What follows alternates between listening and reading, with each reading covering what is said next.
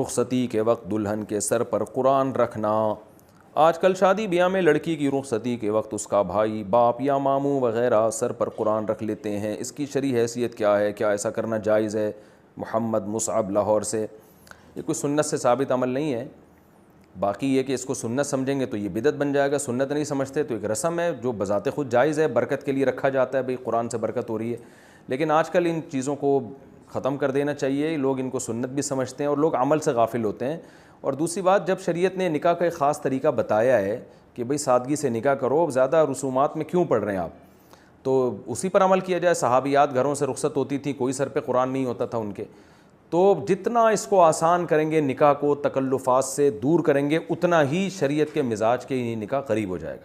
تمیز سے مسجد میں نکاح کرائیں، شام کو دولہا کو بولیں بھائی تمہارا نکاح ہو چکا ہے، تمہاری امانت ہو، اپنے اماں کو لے کر آؤ اور اپنی بہنوں کو لے کر آؤ اور اپنی امانت تمیز سے اپنے گھر لے جاؤ۔ بس اس کو آسان بنانا چاہیے۔